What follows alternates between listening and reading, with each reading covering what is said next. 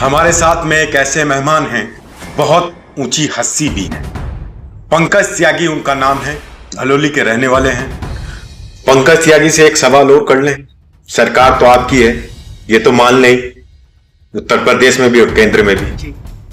GST लाए और फिर जीएसटी की उपलब्धि गिनाने लगे जब खत्म करने पाए, ये क्या कारण है? देखो, अगर मैं इसका जवाब आपको भाजपाई भाषा में दूं तो बहुत अच्छी बात है, जीएसटी खत्म हो गई, कम कर दी, लोगों को लाभ मिलेगा, है भी आज से ही। लेकिन मेरा सवाल एक और है। अब फिर मुझे कहा जाने लगा कि पार्टी विरोधी गतिविधि, पार्टी विरोधी बात करते हैं पंकज जी। जब ये इतना अच्छा काम था तो इसे लाई क्यों थे, किया क्यों था? ये तो ये हो गया तस्लीम भाई, 7 साल आपने लूट मचा ली, पब्लिक को लूट लिया भाई। जब लगी फटने तो जीएसटी लगी घटने। आप बड़ी बात कह रहे हैं। यही तो कमी है पंकज त्यागी के अंदर। पंकज त्यागी सच बोलता हूं, उसके लिए कोई नुकसान भी होते हैं मुझे, और मैं झेल रहा है नुकसान मुझे। जब मैंने मेरा सच और उन लोगों का अहम टकराना शुरू हुआ 2020 के बाद, तो मुझे प्रेशर बनाने के लिए मेरे फर्जी मुकदमे करवाए गए अपनी सरकार में। आज भी झेल रहा है मैं SC/ST का मुकदमा। अच्छा, आज भी झेल रहा है, जमानत को बाहर हूं मैं। जिस लड़के ने मेरे पे मुकदमा करा उसे मैं जानता नहीं सर चेहरे से। नमस्कार, मैं हूं तस्लीम अहमद, आपके साथ। आप देख रहे हैं न्यूज 24 GTI। हमारे साथ में एक ऐसे मेहमान हैं, बहुत ऊंची हस्ती भी हैं। पंकज त्यागी उनका नाम है, हलोली के रहने वाले हैं। भाजपा में जब सरकार नहीं थी उनका रुतबा बोलता था। आज सरकार है लेकिन वो कहीं नहीं है। पंकज त्यागी साहब, खैर मकदम है आपका, स्वागत है आपका। धन्यवाद। क्या सरकार आने के बाद में आपको नजरअंदाज किया गया है? आपने तो बहुत संघर्ष किया है, बसपा की सरकार हो, समाजवादी की सरकार हो। आज कहां है पंकज त्यागी? तस्लीम भाई, यह समय होता है जब सरकार नहीं थी, हम विपक्ष में थे और समाजवादी पार्टी और बहुजन समाज पार्टी की अराजकता के खिलाफ हम लोग सड़क पर संघर्ष करते थे। तो उस समय संगठन को भी और क्षेत्र को भी हम लोगों की जरूरत थी। सरकार आई, सरकार आने के बाद उस अराजकता खत्म हुई समाजवादी पार्टी और बसपा की, तो हम लोगों की जरूरत भी खत्म होगी। धीरे धीरे हम नेपथ्य में चले गए, अंडरग्राउंड घर चले गए, अपने काम करने लगे। नजरअंदाज करने की जहां तक बात हो कि हम नजरअंदाज कर दिए, ऐसा नहीं है। लेकिन जो वर्तमान में भारतीय जनता पार्टी के जनप्रतिनिधि हैं, संगठन में सक्रिय लोग हैं, वो कोई भी 80% मूलतः भारतीय जनता पार्टी या राष्ट्रीय स्वयंसेवक संघ की परिपाटी से नहीं आई हुई। वो जो 2007 से और 12 तक बसपा की सरकार थी और 12 से 17 तक समाजवादी की सरकार थी। आपने देखा होगा, पत्रकार हो, मेरे से ज्यादा जानकारी आपको होगी, जो लोग उस टाइम उन पार्टियों में सक्रिय थे वही आज भारतीय जनता पार्टी में सक्रिय है। तो उन लोगों की और उन लोगों की अराजकता के खिलाफ ही हम लोग संघर्ष किया करते थे। हम सरकार में आए, पब्लिक ने हमें समर्थन दिया, और फिर 2017 से और लगभग 22 तक जो पहली योगी 1 सरकार चली वो ठीक चली, उस समय कोई ऐसी वो नहीं आई। लेकिन 22 के बाद वे लोग सबके सब यहीं आ गए और हमारे जनप्रतिनिधियों ने वे गले लगा लिए। तो उनकी साथ काम करना बहुत मुश्किल है, अपमान महसूस होता हो। जिनके खिलाफ हमने संघर्ष कराया है उन्हीं के साथ हम काम करो, तो और उसी परिपाटी पर आ गए वे, तो लगभग हम निष्क्रिय हो गए। क्या करा जा। पार्टी के जो वरिष्ठ नेता हैं और मंत्री हैं और जो संगठन चलाते हैं, उनको भी मतलब महसूस नहीं हुआ कि जो हमारे कार्यकर्ता हैं, पुराने कार्यकर्ता हैं, जो संघर्ष करते आ रहे थे पार्टी के लिए, वो आज कहीं नहीं है? देखो तस्लीम भाई, 80% लोग तो उनमें से घर ही बैठ गए, निष्क्रिय हो गया। आपने देखा होगा बचे हुए 20% जो हों वो उन्हीं के रंग मरंगे। उनके बहुत सारे स्वार्थ होते हैं, किसी को चेयरमैन बनना, किसी को प्रमुख बनना, किसी को कोऑपरेटिव में एडजस्ट होना, किसी को संगठन में एडजस्ट होना। तो वो लगभग तो वो बाहरी आदमी को लाके अपनी पार्टी के नेताओं को क्यों नहीं लाया गया? जो कमजोर लोग थे, जिन्होंने पार्टी को सींचा है, वो लोग आज अपने घर में बैठ गए हैं, जिन्होंने पार्टी को सींचा है, और वो लोग पद पे आसीन हैं जो कुछ नहीं थे। ये बहुत अच्छा सवाल आपने किया तस्लीम भाई। इसका कारण ये है कि जब सत्ता आती है तो बहुत सारे लोग ऐसे आ जाते हैं जो हमारे मूल कार्यकर्ता हों, उनमें एक कमी है। वे अपने, देखो, राष्ट्रीय स्वयंसेवक संघ की पाठशाला से निकल गए तो उन्होंने कभी ना तो दलाली की, ना ही वे इस चीज को पसंद करें, ना ही मैं इस लायक हैं कि मैं दलाली करूं। मैं तो सैद्धांतिक बात करूंगी। अब आप देखो, मेरे जैसा आदमी सत्ता में मलाई भी चाट सकता था, मैं भी चेयरमैन प्रमुख कुछ ना कुछ बन सकता था, लेकिन मेरे सिद्धांत वहां अड्डे हूं जो मैं राष्ट्रीय स्वयंसेवक संघ से सीख कर आया। मैं ना तो किसी की 10 रुपए की दलाली कर सकता, ना मेरे पे ये गलत सलत धंधे होते। और मेरे जैसे ऐसे ही हैं सब भाजपा के जो मूलतः लोग हैं। जो जनप्रतिनिधि आए उस टाइम भारतीय समाजवादी पार्टी की अराजकता के खिलाफ, कुछ बहुत सारे ऐसे लोगों को टिकट दे दिए गए जो इस लायक थे ही नहीं। हम भी उसमें शामिल थे दिलवाने में, वो विधायक सांसद बन गए। अब उनके खर्चे बहुत ज्यादा हों, तो पंकज के क्या खर्चे? 100 रुपए का पजामा, 200 रुपए का कुर्ता, कोई खर्चे नहीं, तो दलाली की जरूरत ही नहीं है। लेकिन वे जो जनप्रतिनिधि बन गए उनके बहुत सारे खर्चे हों, उन्हें बड़ी बड़ी गाड़ियां चाहिए और बहुत सारे वो हों, तो उसके लिए फिर संसाधन कहां से आवेंगे? वे आवेंगे थाने से, तहसील से, दलाली से। और दलाली में हमारा जो कार्यकर्ता, मूल कार्यकर्ता भारतीय जनता पार्टी का, उसके ना तो किसी की शायद दलाली करनी बस की और ना किसी की शायद बदतमीजी करनी बस की।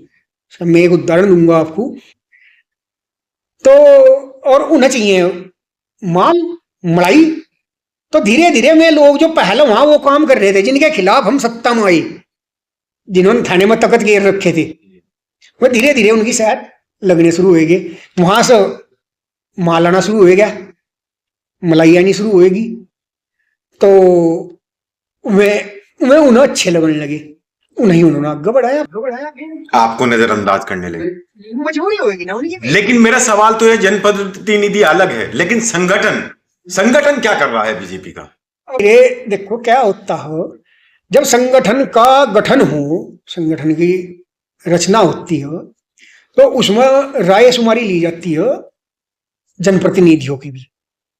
और वो जनप्रतिनिधि कम्युनिस्ट विचारधारा से आया, कांग्रेस से आया या कहां से आया, उससे मतलब नहीं होता। अगर वो विधायक बन गया और भारतीय जनता पार्टी के टिकट पर बन गया तो भारतीय जनता पार्टी का विधायक हो। फिर पंकज कितना पुराना कार्यकर्ता, गजराज कितना पुराना कार्यकर्ता, ये सब चीज एक तरफ होगी, वो विधायक हो तो उनकी राय ली जा। और जब उनकी राय ली जाएगी तो वे पंकज को क्यों पसंद करेंगे, जो भाई 2 रुपए भी लेकर दे सकता कहीं से। तो उन्हें फिर मैं चाहेंगे जो उस टाइम के मिनिस्टर थे, आपके याद होगा, जो उनके यहाँ नौकरी कराया करते, जो उनके यहाँ वो कराया करते, सबके सब में आवेंगे। फिर तो वही 10 रुपए लाऊंगे कमाया को, उन्हें आदत पड़ रही वो तो ट्रेनिंग ली हुई है, हमें वह ट्रेनिंग देनी पड़ती तो बहुत दिन लग जाते, इतना सरकार चली जाती। हमने देखा है पंकज त्यागी, गजराज राणा, विकास त्यागी, ये सब तिगड़ी जो थी, ये बहुत मजबूत तिगड़ी थी। आज वो तिगड़ी है या तितर बितर है? आपसी बातचीत है, बैठते हैं, बात करते हो। तो इस पे चर्चा नहीं होती? गजराज राणा से नगर अध्यक्ष भी रहे वो, और जी पार्टी की तरफ से मेरे ख्याल से सभासद भी रहे, आज नहीं दिखाई देते।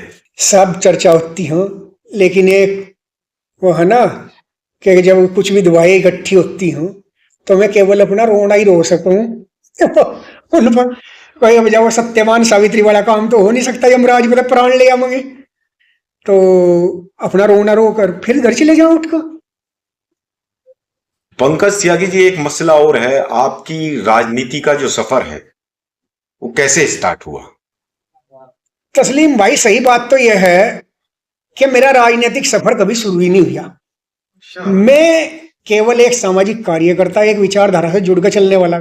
पढ़ते टाइम जब मैं छोटा था, बच्चा था, मेरे गांव में राष्ट्रीय स्वयंसेवक संघ से जुड़े हुए। और एक बात और मजे की बताऊं, मेरा ऐसा गांव है, उस गांव में मेरे से पहले कोई स्वयंसेवक था ही नहीं, संघ से जुड़ा हुआ कोई था ही नहीं। ना कोई कांग्रेसी था वहां, ना कोई सोशलिस्ट था, ना कोई कम्युनिस्ट था। मेरे गांव में कभी कोई किसी विचारधारा से जुड़कर कभी चला ही नहीं। मैं शायद कक्षा 6-7 में या 8 में, कन्फर्म मेरे याद नहीं, मैं राष्ट्रीय स्वयंसेवक संघ के संपर्क में आया कोई जुड़े, तो खेल खेल में मैं शाखा में जाने लगा, शाखा लगने लगी। शाखा में संघ का मुझे यह पता नहीं था कि मैं भाजपा में राजनीति करूंगा या मैं कुछ ऐसा, कोई मुझे जानकारी। मुझे केवल और केवल सुबह को उठकर सिट्टी बजाते हुए शाखा में जाना। मैं शाखा का मुख्य शिक्षक था अपनी, हमारे यहाँ शाखा में मुख्य शिक्षक, शाखा कार्रवाई के दायित्व दिए जाते हैं, तो मैं मुख्य शिक्षक था।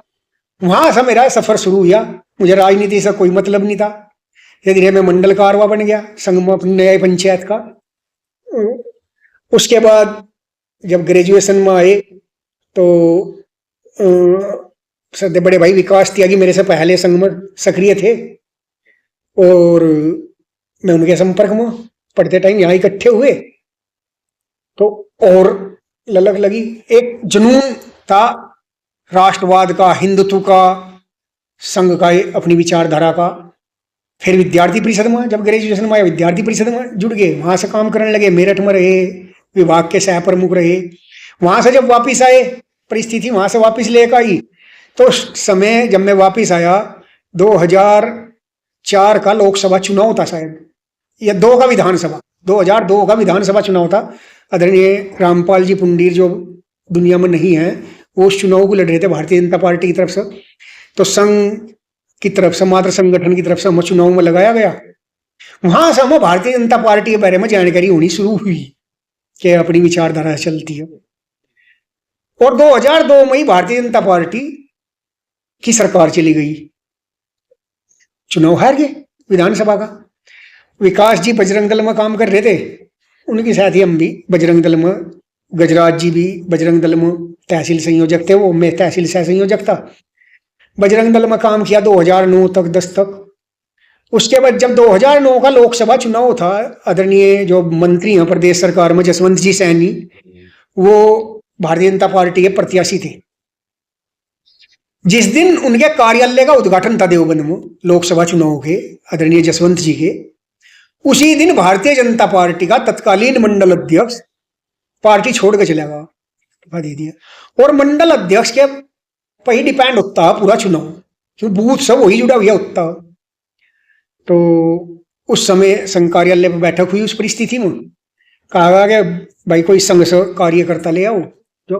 और उस समय भाजपा का ये हाल था तस्लीम भाई, कि भाजपा की तरफ को लोग चले ही नहीं थे, कोई आ ही नहीं रहा था। बहुत उतार पता मामला भाजपा का। तो कोई कार्यकर्ता नहीं, मुझे वहां लगाया गया। विकास जी ने कहा, आपके याद हो उस समय वो आंदोलन चल रहा था राम सेतु बचाओ, और मैं राम सेतु रक्षा मंच का जिले का संयोजक था। तो राम सेतु पर सुप्रीम कोर्ट का ऑर्डर आया गया था, बच गए थे, राम सेतु बच गया। तो उसके बाद वो आंदोलन खत्म हो गया, राम सेतु रक्षा मंच का भी विघटन हो गया। तो मैं भी उस समय पैदल था, मुझे कुछ, तो मुझे कहा गया कि आप भारतीय जनता पार्टी का काम देखो। उसके बाद फिर हम मंडल अध्यक्ष बन गए। मंडल अध्यक्ष हम 2-3 बार रहे, 3 बार रहे, 2 बार अध्यक्ष रहा, 1 बार संयोजक रहा। मैं 2009 का चुनाव, 2012 का विधानसभा चुनाव, 2014 का लोकसभा चुनाव, 2016 का उपचुनाव मेरे ही मंडल अध्यक्ष के कार्यकाल में हुआ। पहली बार जब मैं मंडल अध्यक्ष बना, जब आदरणीय राजपाल जी जो आज तक कल डिस्ट्रिक्ट कोऑपरेटिव बैंक के चेयरमैन, वो मेरे जिला अध्यक्ष थे। फिर बीच में 12 के बाद पूरी कमेटी भंग कर दी गई थी और मुझे मंडल संयोजक बना दिया गया था, जब रामपाल जी पुंडीर जिले के संयोजक थे। उसके बाद फिर मानवीर जी पुंडीर भी जो आजकल निष्क्रिय हैं, वो जिला अध्यक्ष बने, मैं फिर मंडल अध्यक्ष बन गया। और 2016 का उपचुनाव भी मेरे ही उसमें हुआ। और 17 में फिर सरकार आएगी। 17 में भी आप जिम्मेदारी खूब निभा रहे थे। नहीं, मैं उस समय मंडल अध्यक्ष नहीं था। मंडल अध्यक्ष ना हो लेकिन जिम्मेदारी अच्छी तरह से निभा रहे। जो पूरी विधानसभा का देवबंद का वो देख रहे थे मैनेजमेंट, वो सारा मेरे उसमें था। और बहुत बहुत भगवान को मैं धन्यवाद दूंगा कि वो चुनाव हम बहुत अच्छी मतों से जीते। और जीतने के बाद 2019 के लोकसभा चुनाव में भी मैं कार्यक्रम का, लोकसभा चुनाव की जो संचालन समिति की थी उसमें था। और सारे सब जो जितने प्रत्याशी के कार्यक्रम लगते थे वो सब मेरे लगने में कार्यक्रम प्रभारी था उस चुनाव में। और उसके बाद फिर नए नए लोग आए, तो जब नए लोग आऊंगा तो पुराने को छोड़ देना चाहिए, अलग हो जाना चाहिए। हम अलग हो गए, ये हमारी कहानी है। लेकिन उसका एक वो भी रहा, जिन लोगों ने उस समय अपने सिद्धांतों से समझौते कर लिए, मूल्यों से समझौते कर लिए, वे लोग आज भी सक्रिय हैं, किसी ना किसी पद पर बैठे हुए हैं। आपने समझौता नहीं। लेकिन समझौता शब्द, तस्लीम भाई आपने मुझे देखा, आपसे मेरा परिचय लगभग 2004 से होगा, तो आपने देखा मैंने कभी सिद्धांतों से, मूल्यों से, विचारों से समझौता नहीं किया। ये तो हमने और ना मैं करने का, भगवान ने खेत दे रखे तो अपनी खेती करेंगे भाई, जब कभी फिर माहौल होगा फिर आऊंगे। तो क्या आज भी पार्टी के लिए पंकज त्यागी काम कर रहे हैं? पार्टी के लिए पंकज क्या कर रहा है क्या नहीं, करो भी जाए, पंकज काम भी करे, लेकिन पार्टी वाले तो नियम मान रहे, काम कर रहा नहीं कर रहा। पार्टी वालों को वे लोग चाहिए जो झक सफेद कलफ के कपड़े, बड़ी गाड़ी पहन के आते हो, बड़े बड़े फोन। और वो बड़ी गाड़ी वाले तो सरकार नहीं लाए हैं। सरकार तो आ तो गई, कुर्ते पजामे वाले जैसे आप लोग थे, आपने मेहनत की, वो सरकार लाए हैं। भाई ये भी आदमी का टैक्ट होते हो। हमने संघर्ष करना सीखा, सड़कों पर आपने देखा, आपको तो सबूत देने की जरूरत नहीं है हम किस तरीके से, हम कभी रेल रोको बैठे करने के पेमेंट पर, कभी सड़क जाम करो बैठे, रोज का हमारा यही काम था। 10-15 मुकदमे हम लोगों को हुए उस टाइम, लेकिन हमने कभी ये नहीं सीख पाए हम लाइजनिंग। आज की दलाली का अब अपग्रेड हो गया, दलाली ना कह, दलाली बहुत खराब शब्द लगो, वो लाइजनिंग बन गया। अब वो शब्द अच्छा सा लगो थोड़ा अंग्रेजी में, तो हम वो लाइजनिंग नहीं सीख पाए, वो नहीं हम कभी कर पाए। तो एक दिन एक जगह बैठ कर बात हो रही थी, तो वहां एक बड़े आदमी ने कहा कि कुछ लोगों को आदत होती है, टैक्ट होते हैं अपने अपने, कुछ को सत्ता में रहने की होती है, कुछ को विपक्ष में रहने की होती है। तो हम विपक्ष वाले, हम अस्थायी विपक्ष हो, और हमें खुशी है इस बात की, हम संतुष्ट हुए इससे कि हम न कभी, जब आज जो बड़े बड़े समाजवादी चिंतक थे इस विधानसभा में, इस जिले में, जिले के पदों पर रहे, जो बड़े बड़े बसपाई थे, वे सब घुटने टेक गए सत्ता के सामने। लेकिन मुझे यह गर्व है अपने आप पर कि पंकज त्यागी सत्ता में ठोक्कर मार कभी अपने घर चला गया, लेकिन उन लोगों के आगे कभी झुका नहीं जो बाहर से आए, और कभी झुकने का नहीं। ये मुझे खुशी है इस बात की। क्या पंकज त्यागी से एक सवाल और कर लें, सरकार तो आपकी है, ये तो मान लें, उत्तर प्रदेश में भी और केंद्र में भी जीएसटी लाए, और फिर जीएसटी की उपलब्धि गिनाने लगे जब खत्म करने पे आए, ये क्या कारण है? देखो, अगर मैं इसका जवाब आपको भाजपाई भाषा में दूं तो बहुत अच्छी बात है, जीएसटी खत्म हो गई, कम कर दी, लोगों को लाभ मिलेगा, है भी आज से ही। लेकिन मेरा सवाल एक और है, अब फिर मुझे कहा जाने लगा कि पार्टी विरोधी गतिविधि, पार्टी विरोधी बात करते हैं पंकज जी। जब ये इतना अच्छा काम था तो इसे लाई क्यों थे, किया क्यों था? ये तो ये हो गया तस्लीम भाई, 7 साल आपने लूट मचा ली, पब्लिक को लूट लिया, और अब उसे कि इतना कम कर दिया हमने, और अब खुशी मनाओ, जश्न मनाओ। अब एक भाषा तो गलत है, लेकिन मुंह पाएगी इसलिए बोल लूंगा, चुनावी वर्ष हो अगले साल भाई, जब लगी फटने तो जीएसटी लगी घटने। आप बड़ी बात कह रहे हैं। यही तो कमी है पंकज त्यागी के अंदर। पंकज त्यागी सच बोलता हो, उसके लिए कोई नुकसान भी होते हैं मुझे, और मैं झेल रहा है मैं नुकसान। मुझे जब मेरा सच और उन लोगों का अहम टकराना शुरू हुआ 2020 के बाद, तो मुझे प्रेशर बनाने के लिए मेरे फर्जी मुकदमे करवाए गए अपनी सरकार में। आज भी झेल रहा है मैं SC ST का मुकदमा। अच्छा। आज भी झेल रहा है, जमानत पर बाहर हूं मैं।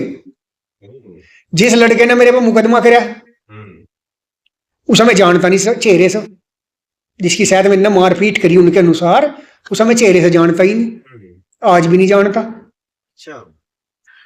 जो सत्ता के जब सत्ता नहीं थी तब आप पे मुकदमे हो रहे थे, तब की तो कोई दिक्कत नहीं थी, लेकिन आपकी सत्ता आने के बाद में आप पे मुकदमे हो रहे हैं, ये बड़ी। और सुनो इस आगे की, जिस दिन मेरे पे उस लड़के ने मुकदमा करवाया, मुझे रात को सीओ साहब थे रजनीश उपाध्याय, उन्होंने फोन करके बताया, और किस भाषा में बताया कि पंकज भाई है तो झुट्टा, मैंने जांच करा ली, लेकिन प्रेशर बहुत ज्यादा, मुकदमा लिखना पड़ रहा है तेरे खिलाफ। मुकदमा लिख लिया मैंने SC एक्ट का।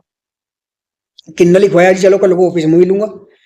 बातचीत हुई, जिस लड़के ने मेरे पे मुकदमा लिखवाया उसे अगले ही दिन भारतीय जनता पार्टी अनुसूचित जाति मोर्चा की मंडल में महामंत्री की जिम्मेदारी दे दी गई। मतलब पहले वो भारतीय जनता पार्टी का 2 रुपए का मेंबर नहीं था, कोई मेरे ही गांव का। उसका इतिहास और रिकॉर्ड निकालना जाए तो कुछ नहीं निकलेगा। तो कुछ नहीं, वो तुरंत उसे ये इनाम दिया गया, ये उसके सामने शर्त रखी गई, मुकदमा पंकज पर लिखवा तो तुझे एडजस्ट करेंगे कमेटी में, उसे कराया गया। ये है। एक सवाल और, टोल का, छपार टोल पे जो प्रकरण चल रहा है, क्या है उसमें? देखिए तस्लीम भाई, ये टोल जो हो ना, आने वाले टाइम में बहुत बड़ी समस्या बनेगी। छपार टोल नहीं, रोहाना टोल हो, चाहे छपार टोल हो, कोलखी टोल हो, सिवाया टोल, कहीं भी टोल हो, उत्तर प्रदेश नहीं भारत में, ये आने वाले टाइम में बहुत बड़ी समस्या बनेगी। अब फिर वही बात आती है, हमने बहुत विकास कर दिए, बहुत सड़कें बना दी, बहुत अच्छा वो कर दिया। क्या कर दिया हमने?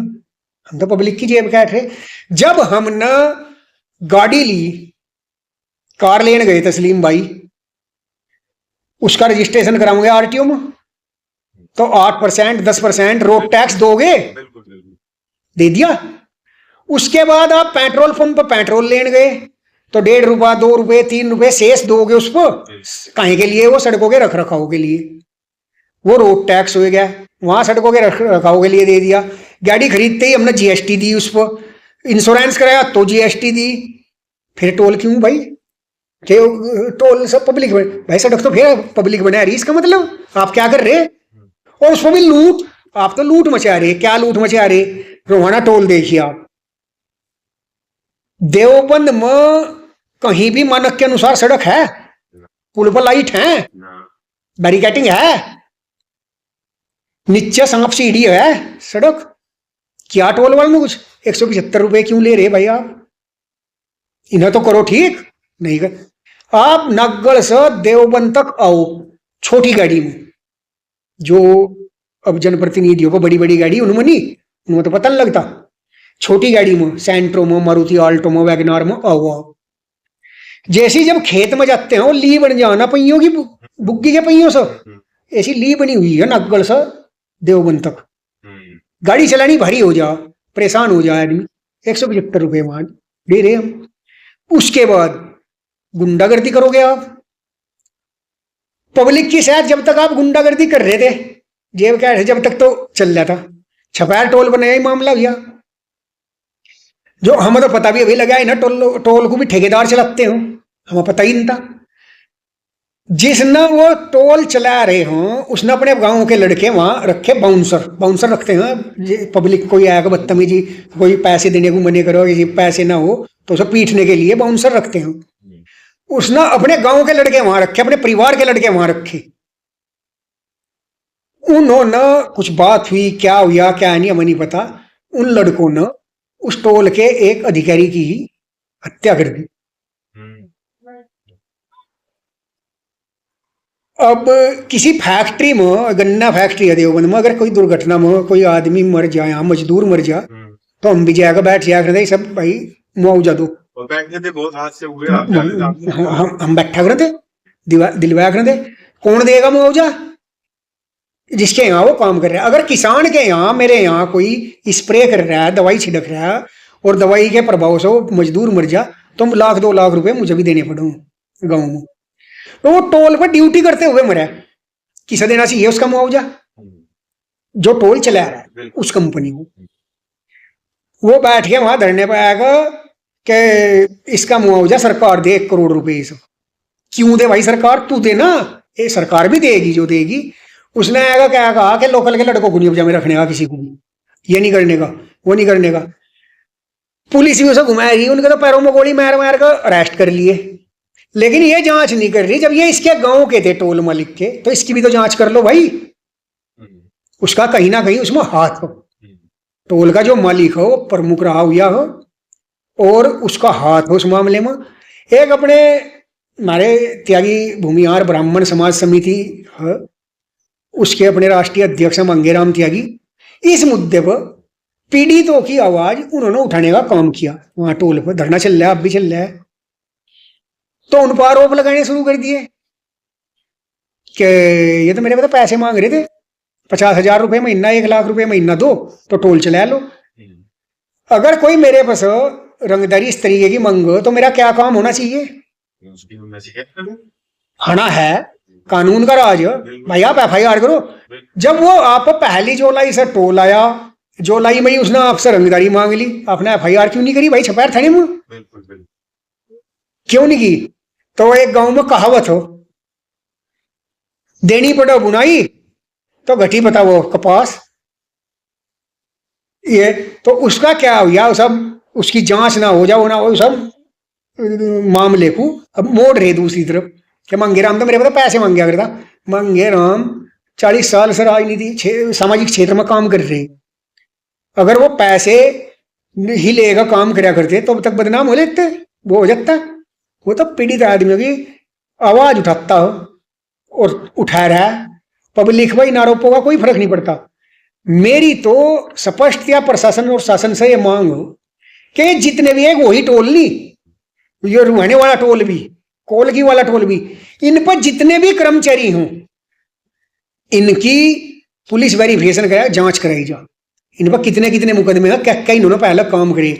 बल्कि जो कंपनी न चला रही वो भी गुंडों की कंपनी हो, जितनी भी है। अभी भुनी टोल पर हुआ था एक फौजी की शायद मारपीट, कुछ मामले हमारा रोहाना टोल, इसने पत्रकारों की शायद भी एक बार बदतमीजी करी थी। देवबंद के पत्रकार थे, मेरे याद आ रहा है, हम पर भी एक मुकदमा करवाया था, हमने आवाज उठाई। तो ये जितने भी टोल हो, इन्हें जो चला रहे वे भी गुंडे हैं, जो कर्मचारी रखते हैं लायक वे भी गुंडे हों। इनकी जांच होनी चाहिए, नहीं तो इन्हें जैसा पहला सपा सरकार में, बसपा सरकार में गन्ना मूल्य और गन्ना एक समस्या बन जाया करता इस मौसम पाया को। आने वाले टाइम में इस सरकार में ये टोल एक बहुत बड़ी समस्या का रूप लेंगे। और रही बात मंगेराम जी की, मंगेराम त्यागी की, उस पर आरोप लगाने का कुछ नहीं होता। वो इस टाइम सर्व समाज के लिए एक ब्रांड बन चुके हैं। पीड़ित की, हर पीड़ित की आवाज में, ये नहीं त्यागी समाज की, ब्राह्मण समाज की। अभी बिराड़ सिया दूधली कोई से गांव में मामला ठाकुर समाज का था, उसमें वो आगे खड़े थे, भूनी में वो आगे खड़े थे। वो हर जगह अगर कहीं मुस्लिम समाज का मामला हो, मेरे पास 10 फोन आते हैं उनके, भाई देवबंद का मामला, ये मुस्लिम ही न परेशान कर रहे हैं, इनकी मदद कर दो, हम करते हैं। तो मंगेराम त्यागी तो सबके लिए बेचारा खड़ा है। आरोप लगा, आरोप का मेरे पर भी लगा। हम अभी यही कहें कि बीजेपी से इसके लिए हुई है, अगर इनकी दलाली नहीं चल पाई भाई, जब उनकी चल रही तो मेरी भी चल सकती थी, और हमें तो करनी तो नहीं।